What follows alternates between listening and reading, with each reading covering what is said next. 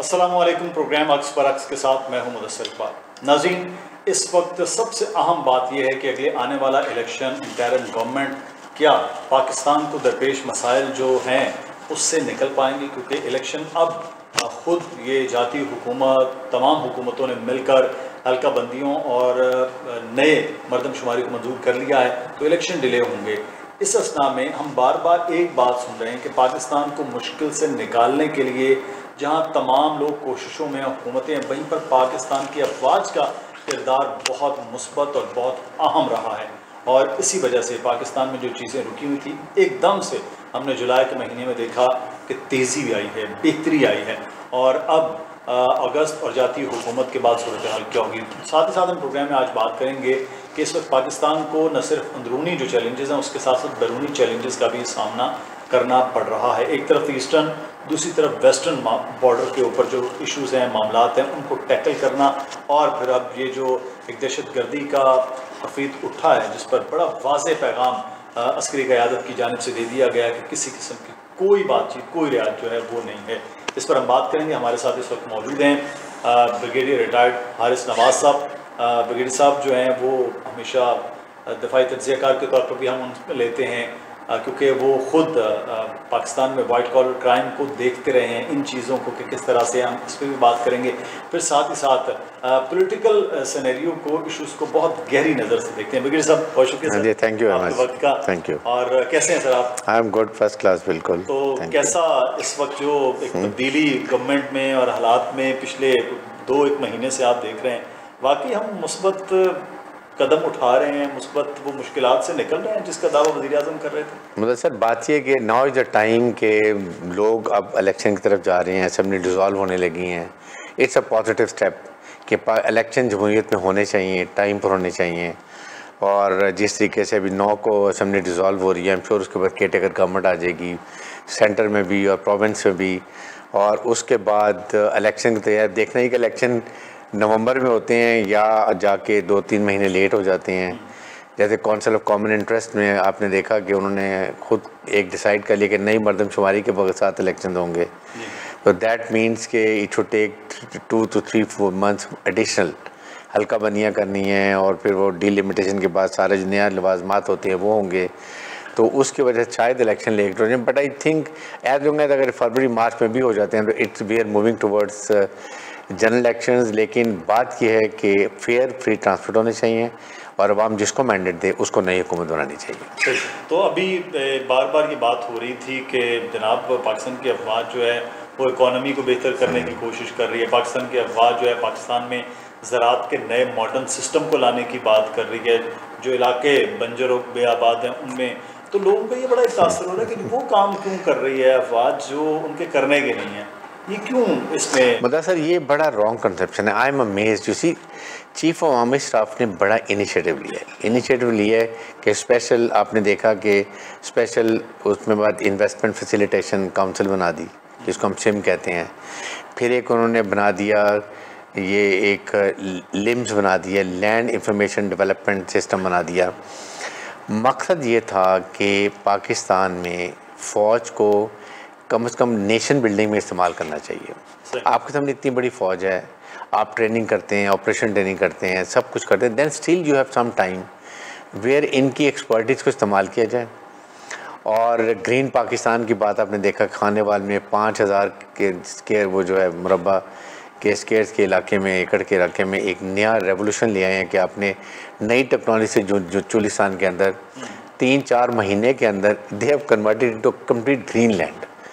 और उसमें जिस तरीके से वो 2 स्टार मेजर जनरल हैं रिटायर्ड, वो काम कर रहे हैं। और फिर टेक्नोलॉजी सारी बाहर से लाई हैं, रिसर्च और सीड्स में रिसर्च कर रहे हैं, रिसर्च एंड डेवलपमेंट कर रहे हैं। क्योंकि जब तक आप यील्ड नहीं बढ़ाएंगे तो आप इम्प्रूवमेंट नहीं कर सकते हैं। वही पुराने रूडिमेंट तरीके हैं, हाल चला रहे हैं ना। कोई सीड आपने डेवलपमेंट की हैं जिससे आपकी कॉटन की यील्ड बढ़ जाए, या वीट की जब आम 40-50 होती है, अगर आप अब नए टेक्नोलॉजी हो सकते 70 मन चली जाए तो इससे कितना फ़र्क पड़ेगा। और उसके साथ सेकंड बात ये है कि ये इन्वॉल्वमेंट जो हुई है ये एक और कंपल्सन भी है। कंपल्सन ये है कि foreign investors they don't trust civil government. They have said कि जी अगर आर्मी की इन्वॉल्वमेंट होगी हमें सिक्योरिटी होगी तो we are ready to come, otherwise we are not interested. So that is the reason chief army staff ने ये स्टेप लिया कि ठीक है वी जॉइन देम, बिकॉज इस वक्त जो हमारी इकोनॉमिक कंडीशन है they need much better revival. Economic growth चाहिए और उसके लिए आपको पॉलिटिकल स्टेबिलिटी चाहिए। तो पॉलिटिकल स्टेबिलिटी आएगी, इलेक्शन से चुनाए आएंगे जिसको मैंडेट देंगे।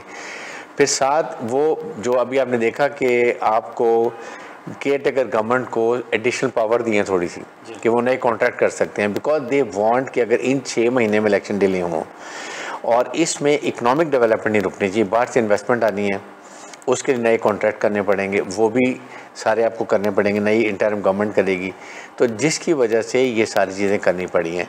पर rest assure it the purpose is to reclaim the uncultivated land and hand it over to poor हारिस। ये बात बार आप सोशल मीडिया पे देख रहे हैं कि करने के लिए। सो यही सबसे बड़ी बात बताना चाह रहा हूँ कि for God sake army interested नहीं है, वी वांट कि इसको लैंड को डेवलप करें, कल्टिवेबल बनाएं। और मैं कहता हूँ आप सिंध में जाए ना, यहाँ से आप, मैं सजावल में मेरी कोई लैंड है, मैं जाता हूँ अनबैरन लैंड पूरा, उसको वो आपको कहते हैं कि ख़राब ज़मीन है, वाटर लेवल हाई है, सफ़ेद हुई हुई है बिल्कुल वो, बिकॉज वो ज़्यादा नमकियात हैं, नोबडी इज़ पुश्ड। अगर फौज एक रिस्पॉन्सिबिलिटी ले रही है, the purpose is only to cultivate, cultivable बनाएं और फिर 5, 10, 15 एकड़ लोगों को जैसे हुकूमत का उनको दे दी जाए, and they should run it. आप ये सोचें कि अगर ये ज़मीन आप तकरीबन 5 लाख एकड़ भी आप ज़मीन को आबाद करते हैं, सोचें आपकी यील्ड कहाँ जाएगी। पाकिस्तान एक एग्रीकल्चर मुल्क है, हमारी इकनॉमिक इंजन एग्रीकल्चर है, किसी ने डेवलप नहीं किया इसको। सो ये फ़ौज ने बहुत बड़ा एक फ़ौजी फाउंडेशन ने बड़ा एक इनिशिएटिव लिया है, और इसके साथ नहीं बाकी 4 सेक्टर भी है ना। देखें ज़राअत इज़ 1, नंबर 2 सबसे इम्पॉर्टेंट है इंफॉर्मेशन टेक्नोलॉजी। इसका इतना स्कोप है ना, यकीन करें पाकिस्तान में अगर 5 साल आईटी को सही डिवोशन से काम किया जाए ना, $100 billion you can earn in only information technology. जो घर में बैठ के यंग लोग अमेज़ॉन ये वो ई कॉमर्स में करके you can make wonders out of this. Number 3 जो इम्पोर्टेंट है, देखें ना वो किस तरह, देखें आईटी यूनिवर्सिटी कितनी है, हमारे पास कितनी है, तो this is the thing. Then third is आपने देखा कि माइन सबमिट की गई है, जी मिनरल सबमिट की गई है, जिसमें आपके पास इतना स्कोप है, $6 trillion Pakistan can earn in mineral and developments के अंदर।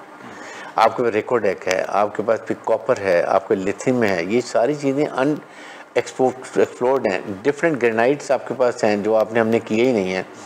तो ये सारी चीज़ों को अगर आप 5 साल में विद इन्वॉल्वमेंट ऑफ आर्मी, क्योंकि आर्मी से they feel their investment is secured continuity. लेकिन इसमें बस सवाल बड़ा अहम है कि आर्मी तो ये कर रही है, ये काम सिविलियन गवर्नमेंट्स के होने चाहिए थे। पिछले 70-75 साल में हम इस जानिब तवज्जो नहीं कर पाए कि अब आर्मी ने इसमें कूदना पड़ा है, सोना पड़ा था उठा नहीं सके, साफ़ नहीं कर सके।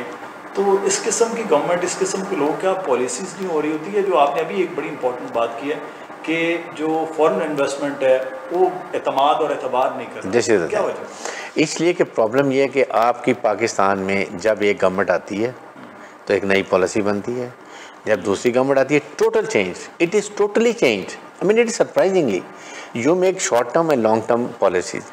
आपकी कम से कम लॉन्ग टर्म पॉलिसी कभी चेंज नहीं होनी चाहिए ना।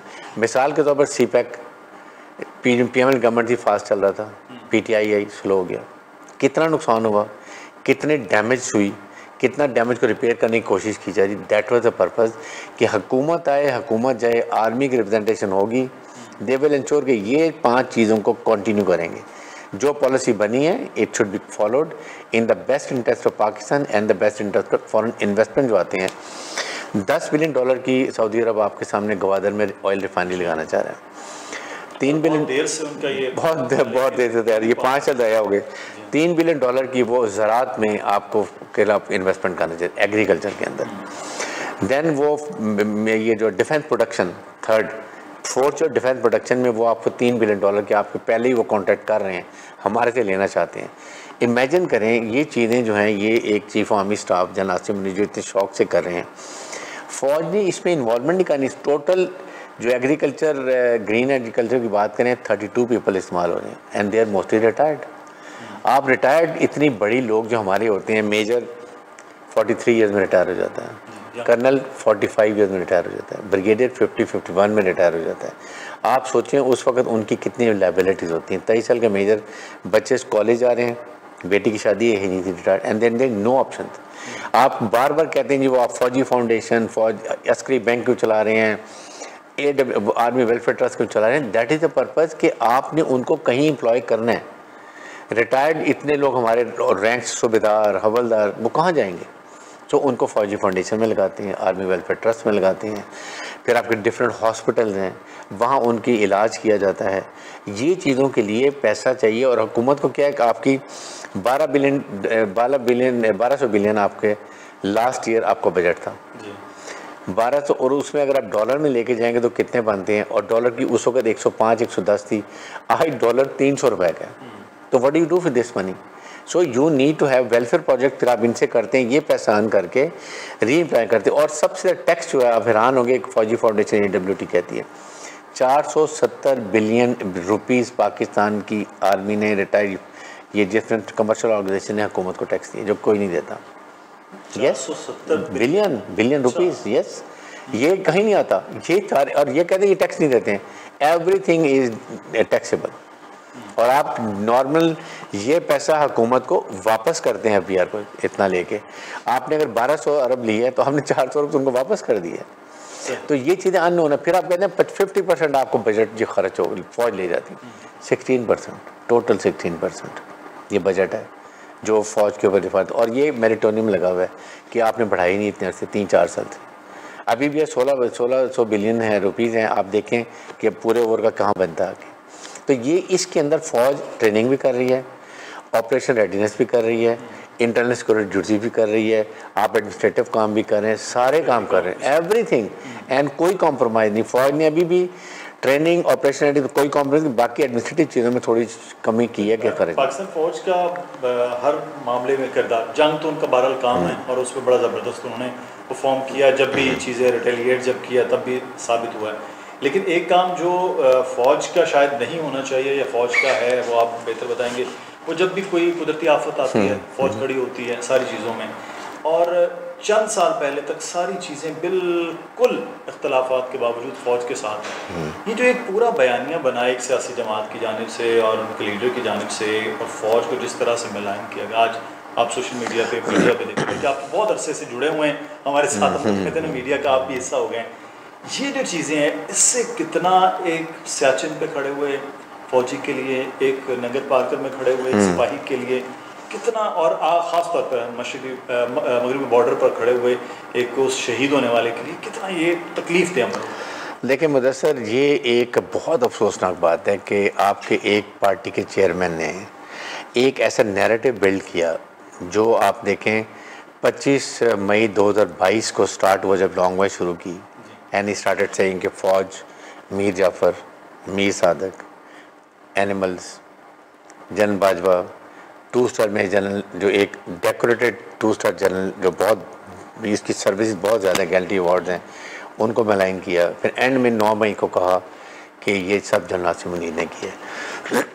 जो आपने एक नैरेटिव बिल्ड किया उसको कल्मिनेट कब किया? 9 मई को।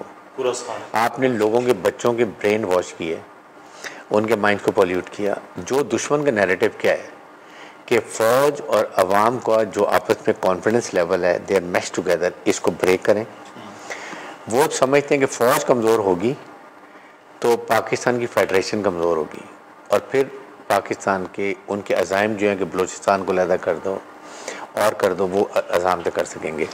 पिछले उन्होंने बहुत बड़ी कोशिश कर ली कि जी किसी तरीके से हम नुकसान पाकिस्तान का करें। फ़ौज ने टेररिज्म भी ख़त्म कर दिया, फेडरेशन ऑफ पाकिस्तान को स्ट्रॉन्ग भी रखा। लेकिन सर इसमें एक चीज़ ब्रिगेडियर साहब बड़ा क्लियर है कि फ़ौज हर मुश्किल काम में भी वो कर रही है जो काम उसका नहीं है। बेसिकली सैलाब आता है तब भी, ज़लज़ला आता है तब भी। लेकिन तकरीबन 1 साल सवा साल से हम एक नैरेटिव देख रहे हैं, एक सियासी जमात का नैरेटिव, उसके चेयरमैन का नैरेटिव, साबिक़ वज़ीर आज़म का वो नैरेटिव, वो फ़ौज के हवाले से बहुत ज़्यादा नेगेटिव रहा।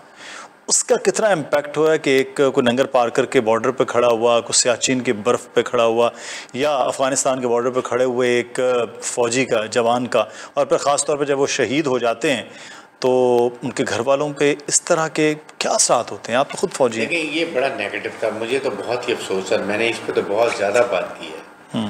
ख़ास तौर पे देखें, एक बात रियलाइज़ करनी चाहिए कि एक चेयरमैन पीटीआई ने जिस तरीके से नैरेटिव को बिल्ड किया, और वो नैरेटिव बिल्ड ऐसे किया कि जाके जी फ़ौज सब कुछ किया है, फ़ौज मीर जाफ़र है, मीर सादिक है, फिर उसके बाद उन्होंने बात की कि जी ये फ़ौज एनिमल्स जो होते हैं, न्यूट्रल एनिमल होते हैं, फिर एक टू स्टार में जनरल के बारे में बातें की जो बहुत डेकोरेटेड सोल्जर हैं, फिर उसके बाद एंड में जाके उन्होंने बात की कि 9 मई को सबको जन्म उम्मीदें की, लोगों के माइंड को पॉल्यूट कर दिया। 25 मई को जो स्टार्ट किया, जब से बोलना शुरू किया, और उसके बाद फ़ौज के खिलाफ रोज़ाना बात, फ़ौज ये है, फ़ौज ये है, फ़ौज ये।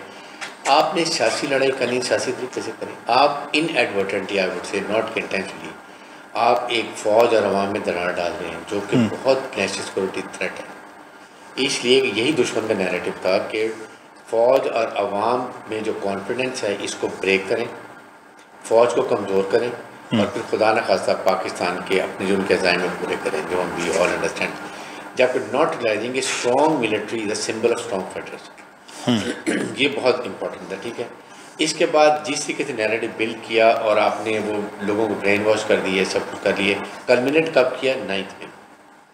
आपने अगर आपको जिस तरह गवर्नमेंट ने अरेस्ट किया था, तो आपका क्या काम था कि आप सियासी लड़ाई सियासी तरीके से लड़ें?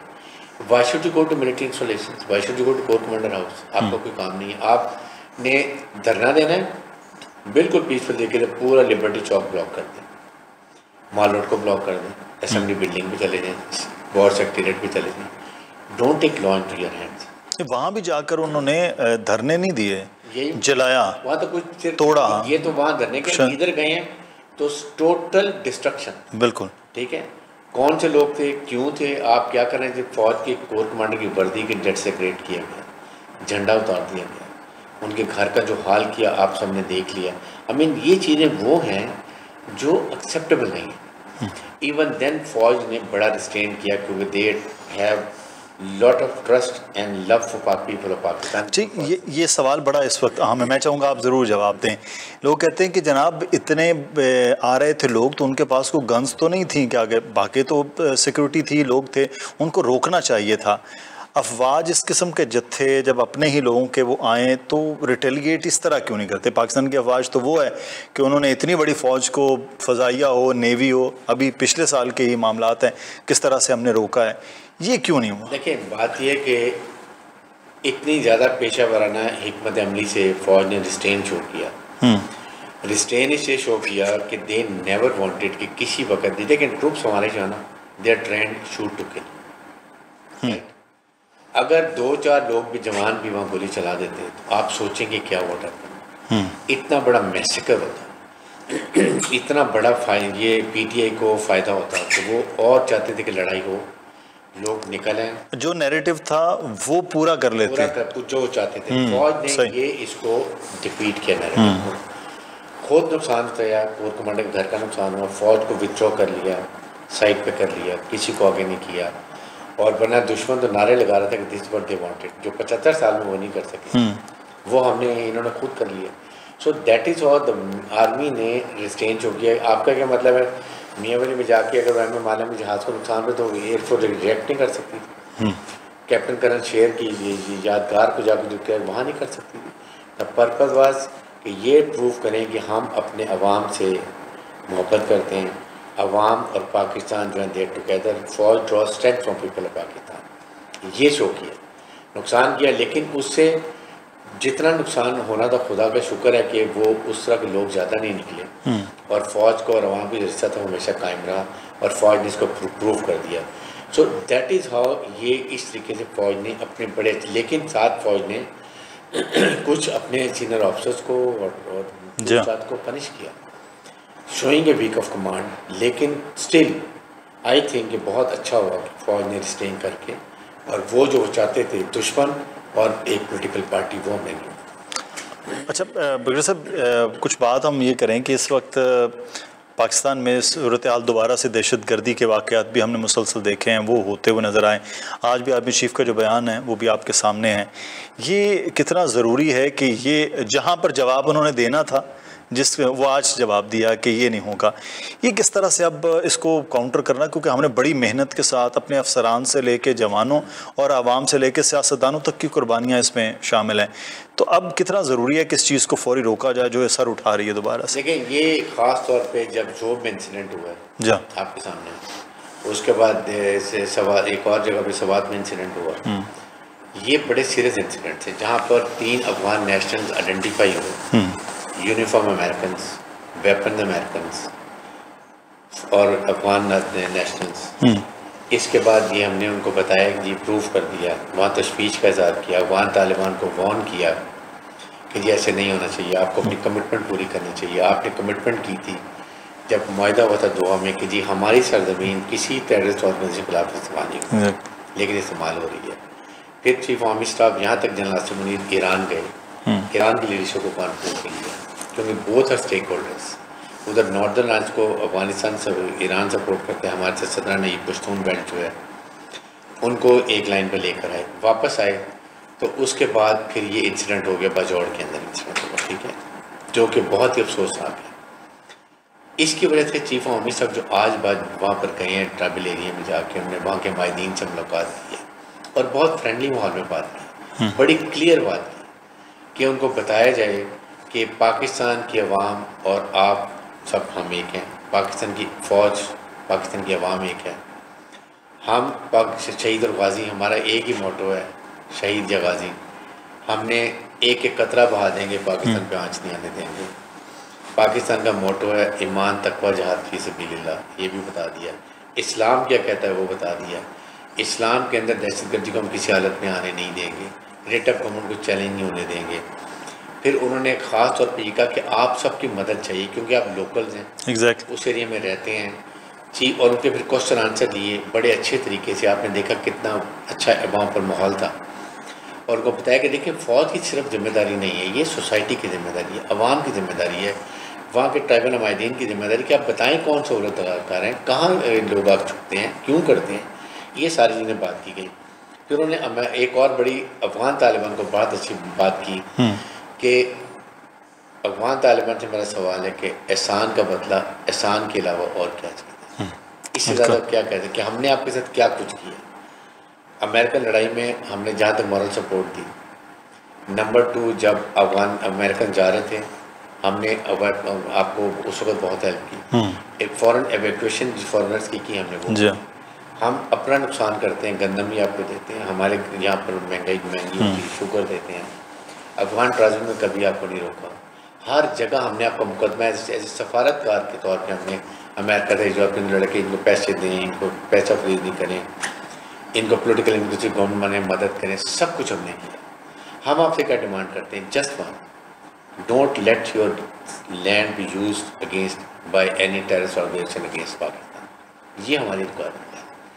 हमने आपके लिए बॉर्डर मैनेजमेंट किया, हमने गेट्स बनाए, हम उनको यहाँ आते हैं, इलाज करते हैं, 3 लाख को रोज़ क्रॉसिंग करते हैं। जी हाँ बिल्कुल, वी नेवर स्टॉप। लेकिन एटलीस्ट वी एक्सपेक्ट, फिर अफगान नेशनल को उन्होंने कहा कि हम चाहते हैं कि आप पाकिस्तान में हैं तो पाकिस्तानी कानून को फॉलो करें, मीन्स आप सहूलतकारी को मत बैठने दें, आप जो लोग ये नर्सरी है जिसमें टेररिस्ट बनते हैं उनको ना आने दें। 30 से 40 लाख अफगान नेशनल को हम मेहमानदारी कर रहे हैं। आप सोचें कितना बड़ा इकोनॉमिक ड्रेन हमारे ऊपर है, डिस्पाइट द फैक्ट कि हम इकोनॉमिक क्राइसिस में हैं। नंबर 2 कि हम क्यों रूड नहीं होते हैं।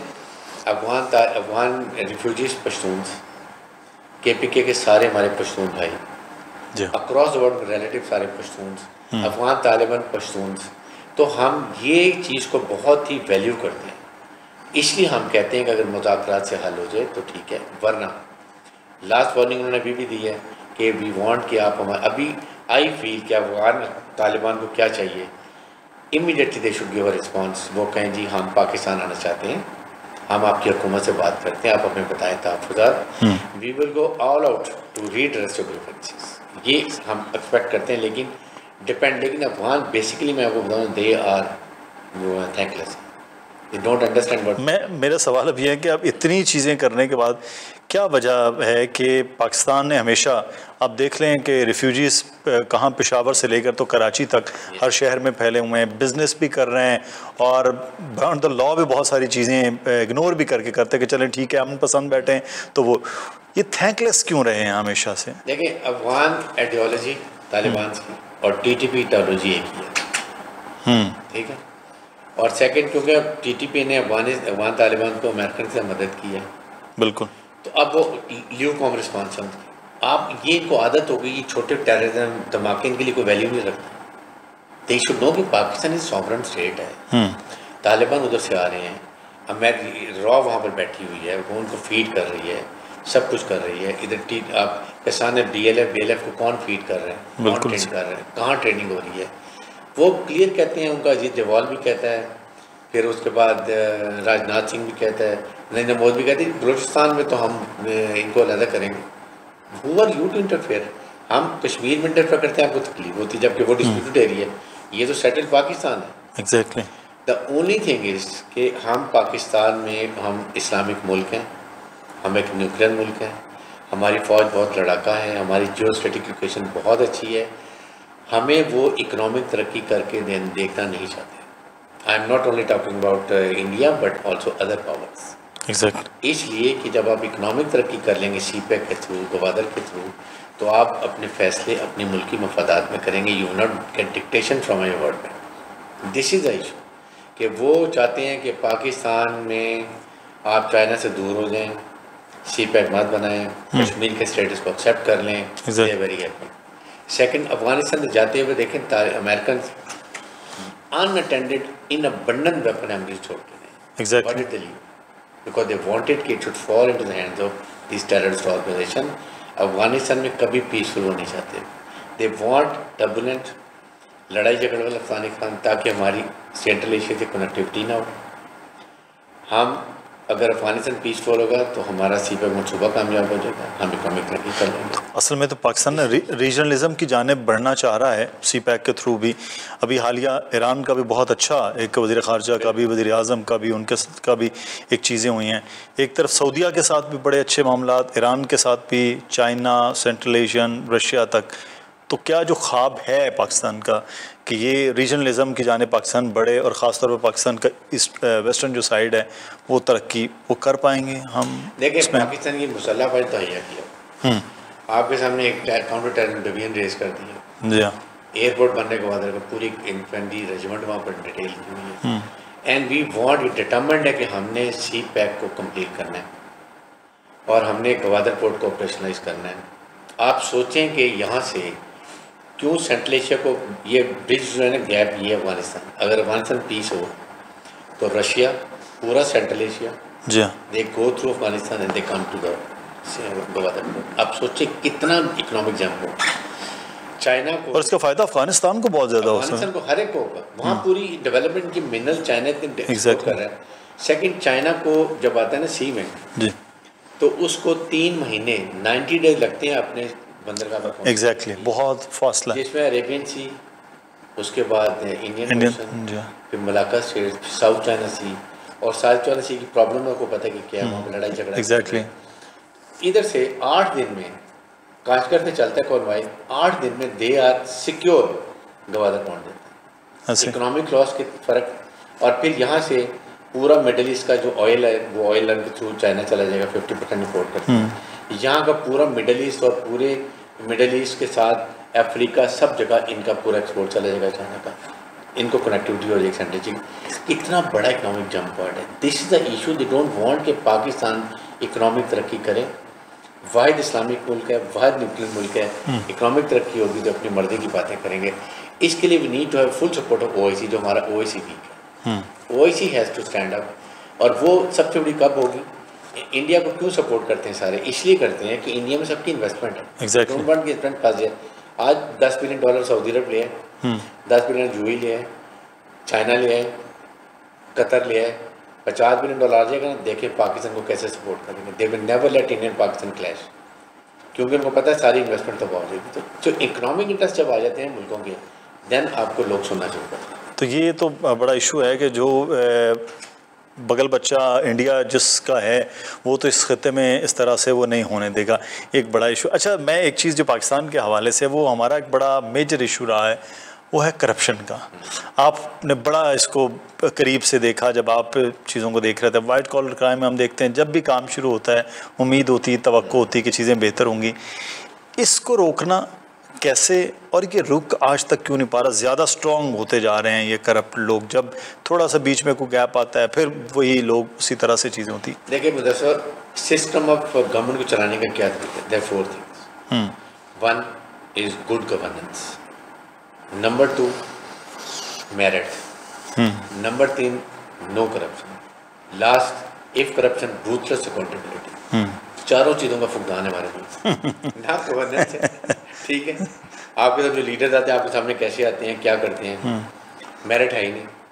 कराची में ये बड़े आराम से सब ठीक हो, अगर मेरिट पे एसपी डीसी लगाएं, डिप्टी कमिश्नर और फील्ड एक्सपीरियंस वाले एसपी लगाएं, डीआईजी लगाएं, देखें कैसे करप्शन होती है।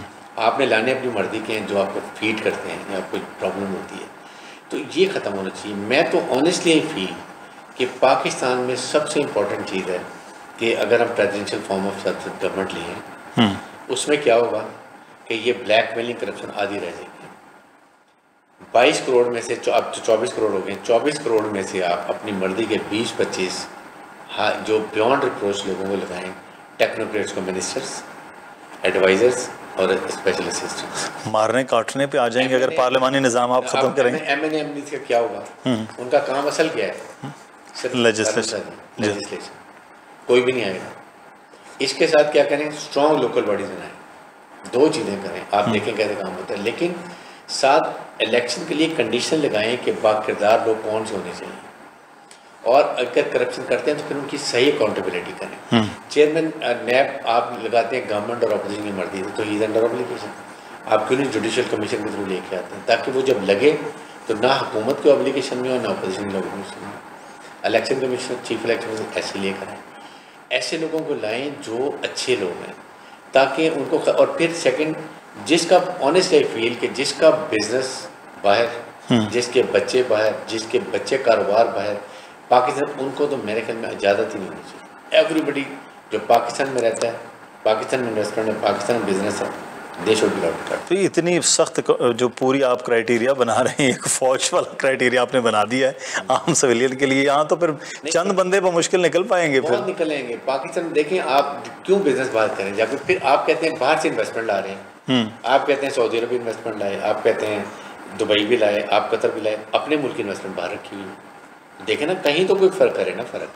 आप उनको कहें पाकिस्तान में आओ, पाकिस्तान में ये जितनी इन्वेस्टमेंट करेंगे आप देखें कितना होगा, बिजनेस करेंगे तो इतना आन कर पाकिस्तान में जितनी आने कहीं भी नहीं है। आप जब पाकिस्तान में आ जाएंगे इन्वेस्टमेंट के, हाँ ये इनसिक्योरिटी होती है कि जो नई गवर्नमेंट आएगी विक्टिमाइजेशन करेंगे, इसकी कर रूल फ्रेम करें, पॉलिटिशियन बैठें, चार्टर ऑफ इकॉनमी करते हैं, चार्टर ऑफ डेमोक्रेसी भी करें, चार्टर ऑफ पॉलिटिकल एक्टिविटीज़ भी करें, बैठ कर डिसाइड करना कि जी हमने विक्टिमाइज नहीं करना किसी को, अपना काम करें, 5 साल में नई गवर्नमेंट आए जिसको अवाम मैंडेट है। लेकिन इसके लिए ये चीज़ें कुछ ना कुछ करने की ज़रूरत है। ऑनेस्टली मैं बताऊं कि अब पार्लियामेंट सिस्टम, अगर पार्लियामेंट भी करनी है सिस्टम, बिल्कुल हमारे मुल्क में चल रहा है, आइन में भी है, तो फिर इसको अच्छे तरीके से करें। कहीं ना कोई इसको पैरामीटर बना देना, पैरामीटर बनाएं कि जी ये कंडीशन है, हम इस तरीके से चलेंगे तो ठीक हो जाएगा। अच्छा, एक चीज़ जो इस वक्त हुकूमतों के, ये तो खैर हुकूमत जारी है, हुकूमतें ये कह रही होती हैं कि हम स्टेबल इसलिए नहीं हो पा रहे होते हैं कि कोई ना कोई आकर शब खून मार लेता है और आके माशाल्लाह हो जाता है। जनरल अयूब का माशाल्लाह है, अभी हुकूमत बनती नहीं है तो मुल्क टूट जाता है, फिर जनरल ज़िया का एक बड़ा तवील माशाल्लाह है,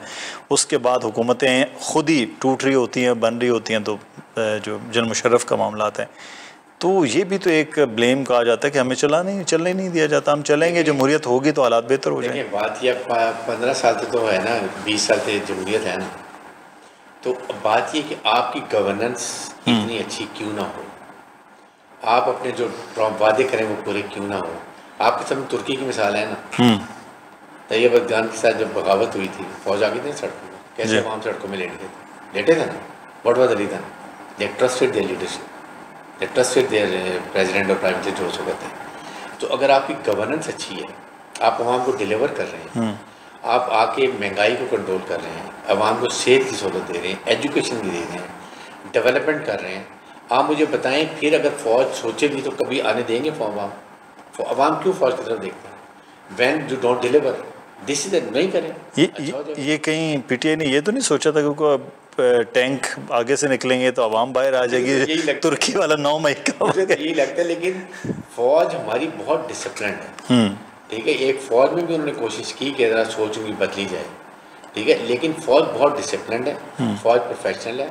they all look toward chief of minister. जब ये जनरल आसिम मुनीर हैं, कोर कमांडर से लेके और कंपनी कमांडर तक दे ऑल लुक टुवर्ड। सही, ये हमारे फ़ौज का खुदा का शुक्र है कि बहुत डिसिप्लिन है। अच्छा। और इट अफेक्ट सीरियसली मोरल। आपकी जो बात कर देखें, जो खड़ा हुआ है सिपाही बर्फ पोस्ट पहाड़ियों में सियाचिन के, या वो डेजर्ट में खड़ा है, या वो कश्मीर में खड़ा है, या वो वेस्टर्न बॉर्डर पे खड़ा है, और अवाम ये हमारे लीडर्स फ़ौज के बारे में ऐसी बात कर रहे हैं। General Sarfaraz such a great person, इतने प्रोफेशनल ऑफिसर, जहाज गिरा, क्या क्या बातें की जी। सोचें उनकी फैमिलीज को क्या। और इत्तेफाक से उस दिन मैं वहीं था लसबेला में सैलाब की कवरेज के लिए, और मैं वहाँ ये इस बात का मैं शाहिद हूँ, और मैं वहीं था जब ये हेलीकॉप्टर का वाक़या हुआ, और मैं शाहिद, और जिस तरह वो काम कर रहे थे नीचे। मैं 2 दिन पहले बात थी, I was very good friend. मैं ये अमेरिका में डिफेंस अटैची थे, मैं वहाँ भी उनको मिलता था। सही। तो इस तरह के आप देखें। फिर उसके बाद कैप्टन करण शेर के यादगार को, MM आलम की, उनकी फैमिलीज को, ट्रुप्स को होता है कि देखें हम शहादत दे रहे हैं, हम बाई 20 -20 टेम्परेचर में खड़े हैं, ठीक है। उस जगह पर खड़े हैं जहाँ पर वो 8-6 महीने ऊपर रहते हैं। फैमिली में कोई डेथ हो जाए, कुछ हो जाए, they can't come now, exactly, ठीक है। और वो ये कह रहे हैं हम ये करें, हमारे फैमिलीज को, हमारे शोहदा को ये बात करें, तो कौन शहीद होना चाहेगा? This is a moral, troops of moral की बड़ी बात होती है, इसलिए ऐसी बातें नहीं करनी चाहिए।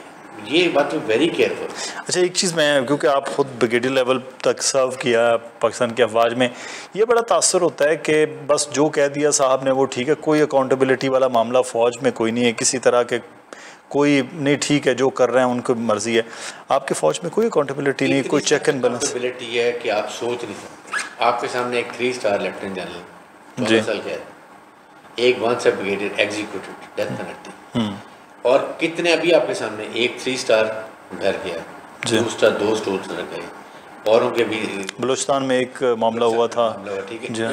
इसके अलावा इतनी अकाउंटेबिलिटी है कि हमारी रेजिमेंट में अगर लाखों की तादाद में एम्युनिशन वेपन है, एक वेपन इधर उधर हो जाए, कमांडिंग ऑफिसर और सुबेदार मेजर कौन हो।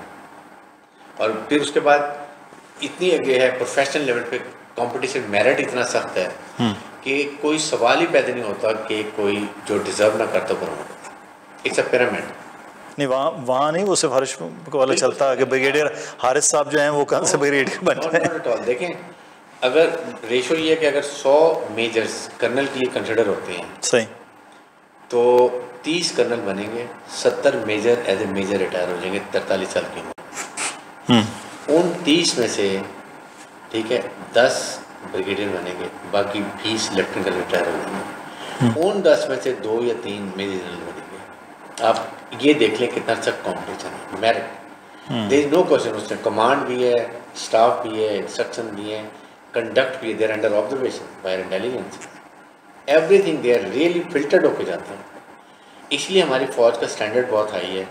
इसलिए फ़ौज और हमारे officer the lead from the front, शहादत हमारी सबसे ज़्यादा ऑफिसर्स की होती है। दीज आर द फैक्टर कि क्यों पाकिस्तान की फ़ौज दुनिया में मानी जाती है, लड़ाका फ़ौज, और जो ऑपरेशन देते हैं, टेररिज्म देखें ना, 51 कंट्रीज़ अफगानिस्तान में नेटो की नहीं कर सके। पाकिस्तान सिंगल हैंडेड टेररिज्म ख़त्म कर दिया था विदाउट एनी सपोर्ट। ये तो अभी दोबारा जब 2-3 साल में दोबारा निगोशिएशन की है, रीऑर्गेनाइजेशन वापस आ गया, तो उन्होंने ख़त्म कर दिया। This is the standard of Pakistan आदमी। इसलिए पाकिस्तान की फ़ौज पे अवाम को ट्रस्ट जो है एक तो बरकरार रहना चाहिए। फ़ौज अवाम है तो फ़ौज स्ट्रॉन्ग है। लड़ाई जो करते हैं ना आप, you fight as the nation. अकेली फ़ौज नहीं लड़ती है, पूरी कौम साथ खड़ी होती है। फ़ौज पीछे, कौम पीछे होगी तो फ़ौज लड़ेगी, याद रखें। इसलिए ये बहुत ज़रूरी है। और यही दुश्मन ने सोचा कि फ़ौज अवाम को कमज़ोर करो, फ़ौज को कमज़ोर कर दो, फिर खुदा न खास्ता बलोचिस्तान, KPK, फाटा, ये चीज़ें सारी गवादर, इवन कश्मीर, कराची, जो इसलिए हमें इस चीज़ के लिए बहुत ख्याल करना चाहिए। फ़ौज की अहमियत, फ़ौज की, और फ़ौज पाकिस्तान की बका सालमियत की ज़ामिन है। याद रखें, बात करते हैं ना कि वो फ़ौज कुछ नहीं किया, ये हो गया। जब तक फ़ौज है ना, पाकिस्तान की nuclear weapons nobody can touch it, ये अल्फाज याद रखें। अच्छा। फ़ौज को एक सिपाही जिंदा ना नहीं हो सकता, इतना सिक्योर और फ़ौज की कंट्रोल। तो ये तो बड़ी पिछले दिनों हम सोशल मीडिया पे देख रहे थे कि न्यूक्लियर वेपन्स बेच देंगे, वो ये इंस्पेक्टर आ गए, वो बेचारे इंस्पेक्टर आते हैं 5 साल में एक दो, वैसे नॉर्मल वो आते हैं आपके जो आपके पीछे वर्क इलेक्ट्रिसिटी जनरेट कर रहे हैं ना, आपके कैनोप है, चश्मा है, ये वहाँ आते हैं चेक करने के लिए कि इसको न्यूक्लियर साइंस में कैसे यूज़ करें, न्यूक्लियर टेक्नोलॉजी में कैसे यूज़ करें, ये सीड्स के लिए, मेडिकल टेक्नोलॉजी के लिए इस्तेमाल होती है, उसके लिए वो आते हैं। Nobody can visit Pakistan nuclear से, it is on dead body. मैं आपको ये वर्ड दे रहा हूँ, मैंने कभी कोशिश नहीं की कि कहाँ क्या है, आई नेवर, ना पूछें ना सिक्योरिटी सीक्रेट डालें, इट शुड रेस्ट एश्योर कि कभी हो ही नहीं सकता। पाकिस्तान की सालमियत के बाद फ़ौज कॉम्प्रोमाइज़ नहीं करेगी, जो मर्जी और जिंदगी। आई एम श्योर कि पाकिस्तान अवाम भी ऐसे करेगी। बिल्कुल नहीं, तो पाकिस्तान की आवाम तो मोहब्बत जो है वो उसका है परमला, क्योंकि हमने सिर्फ चंद जत्थे देखे हैं, आवाम नहीं देखी है 9 मई को, ये असल मामला है। बहुत शुक्रिया ब्रिगेडियर साहब, आप हमारे साथ मौजूद थे। पाकिस्तान की फ़ौज, पाकिस्तान की सालमियत पर किसी भी किस्म का कोई कंप्रोमाइज़ तो बहुत बड़ा एक लफ्ज़ है, शायद आँच भी ना आने दे, ये एक बहुत मामला है और हमें फ़ख्र भी है और हमें उम्मीद तवक्को है। लेकिन फ़ौज को उम्मीद तवक्को ये है कि अवाम उनके साथ जैसे पिछले 75 साल से पीछे खड़े हुए हैं, वैसे ही अगर खड़े रहेंगे तो फ़ौज का मोराल भी बहुत हाई रहेगा और पाकिस्तान भी इंशाल्लाह जो अब तरक्की के रास्ते पे नई एक जहतों में जा रहा है उसमें आगे भी बढ़ पाएंगे। अपना ख्याल रखिएगा। अल्लाह हाफ़िज़।